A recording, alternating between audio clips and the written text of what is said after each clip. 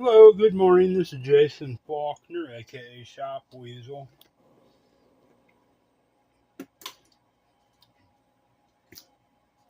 I got beat up pretty hard yesterday having to do my power shopping trip and a lot of walking, but I don't mind. I had a fun time pushing my cart through Walmart.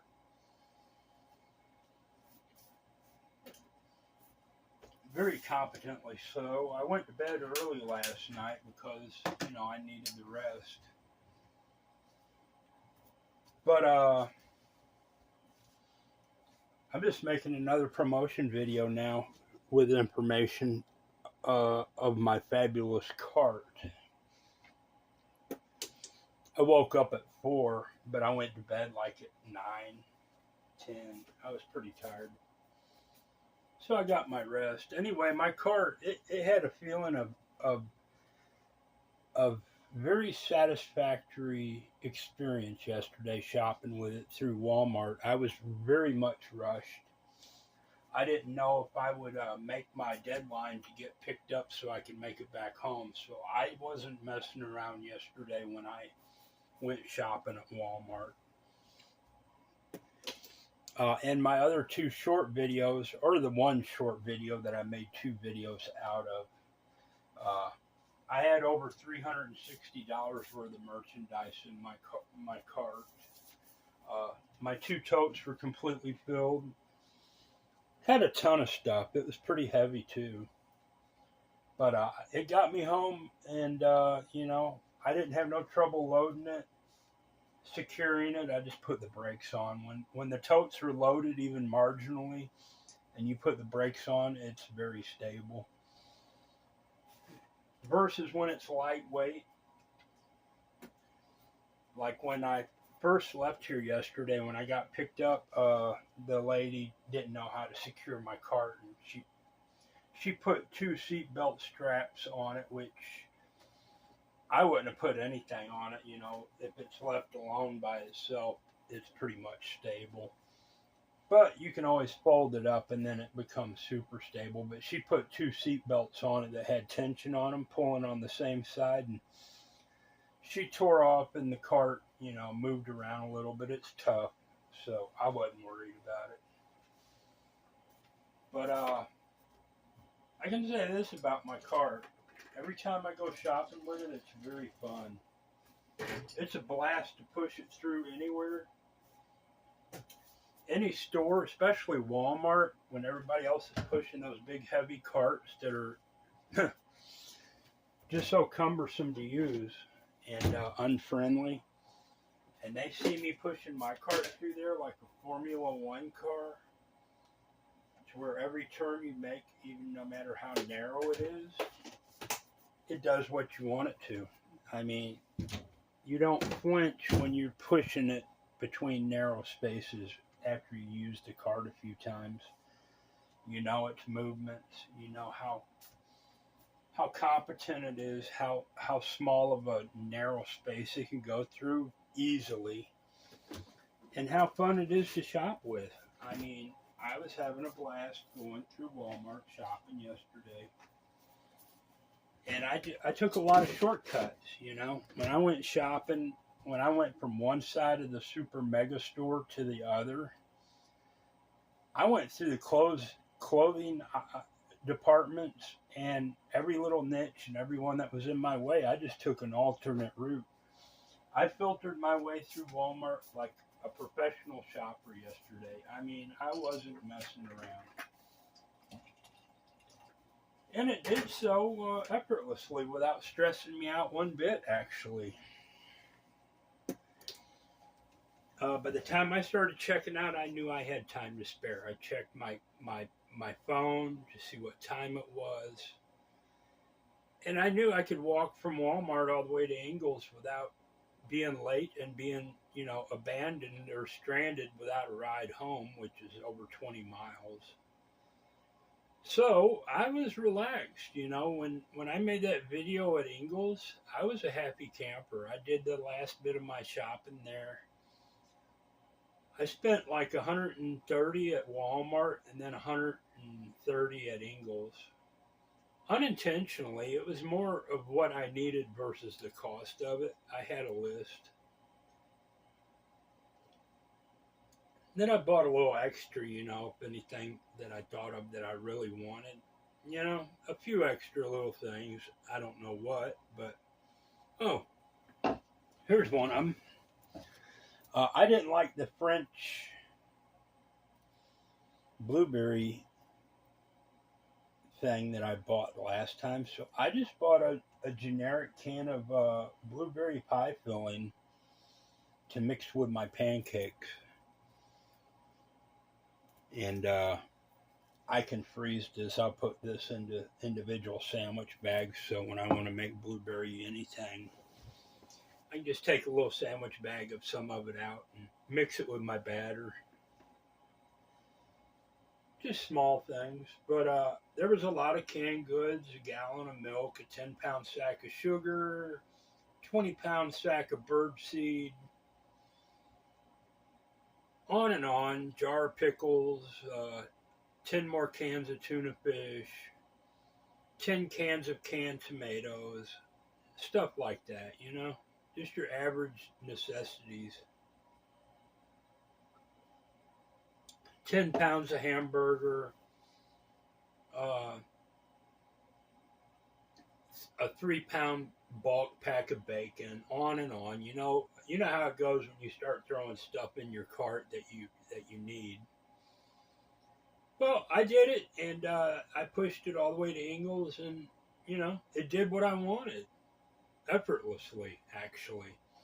Pushing it up a hill, it takes work. Walmart sits way down low, and getting up that hill, you're pushing a load either way. But once you get on the flat ground, I walked 3 blocks to get to Ingles, 3 long blocks. And once I was up on the flat ground, it pushed, I could push it 10 miles if I had to. But it's a wonderful cart. It's such a cart that I can say even if Donald Trump went shopping with my cart, he would probably have an enjoyable experience. And I say that not as a jab at him or any political motivations, but an uber rich guy that spent his life getting what he wants, when he wants it, how he wants it. I'm sure he's very particular and hard to satisfy, gaining an experience that he could feel like he's doing something new that would make him happy or have a feeling of joy. I can honestly say if he went shopping with my cart, he would have a blast. Anyone would. And some would probably pick and complain that they're having to use totes to shop with, but that's all sophistry. Shopping with totes is an advantage, especially when you go to put your stuff in your vehicle. I'd rather lift everything up in a tote and shove it in and be done with it. Not have to worry about your bags busting open or stuff falling out. I'd put up to 3 totes on my cart at once and go shopping if I wanted. Push my cart out to my vehicle and load the 3 totes in, and the last one probably leave it on my cart. I could fold the handlebar down, telescope it down, so it'd fit in the back of most cars or trucks or SUVs. But if you didn't have space for that, like if you're driving around in a compact, you could put a tote or 2 in there, fold the cart all the way up, and it would fit either way within minutes. So it's got every strategic advantage you would want in a cart. Now, with that said, I see my cart as a valuable asset, and I have assigned the value of that asset from what I consider it worth. I'd love to see what Donald Trump thinks my cart's worth, but that's all here nor there. I'm not counting on anything. But I must point out this: if I even got $10 million out of my cart from the lack of interest in everything else that I've worked equally hard on has not produced me an inch of income. My shopping bag holders, my bait trap, my work barrels, or now my Vice speed handle that I have on eBay with the bait trap and the shopping bag holders, not a dollar. If I got $10 million out of my cart, which would be the one thing that will work, that I will succeed at gaining wealth. Even if I had $10 million, which is not a lot of money these days, I couldn't count on $1 from anything else I have. That's scary because I've innovated these other things with equal intent and success, and they work splendidly. But that might not matter 1 inch because I've yet to make $1 off any of it. And, once you get $10 million and I have a world full of needs to be fulfilled, how am I going to make more money? I'm going to buy some equipment. That's how. I'm going to buy a bunch of equipment, actually. When I secure the $10 million, which is the minimum that I would have to concede my cart to, and I would fight for some sort of furthering interest on that even. Yeah, I would argue for a percentage of the profits off even that to any future person. I mean, I'm talking 5 to 10%. That would be worthy because that would be securities for me in the future. But I'm going to list a lot of stuff that I'm about to buy if I get any success. If I get my $10 million, I'm going to build a 3-story headquarter, home, mansion, whatever you want to call it, a building here on my place. A very nice, elaborate one. An awe-inspiring one even, with a big coney elevator in the heart of it. I mean a huge one. And but aside from that, that's the local economy. They won't get $1 million mansion built with the materials I'll need or the steel, because it's going to be a steel building with concrete floors and a concrete roof and a glass front and awnings stretched all the way across the upper floors with outside balconies. But they won't get that building material. Caterpillar won't have that new 953 machine sold to me.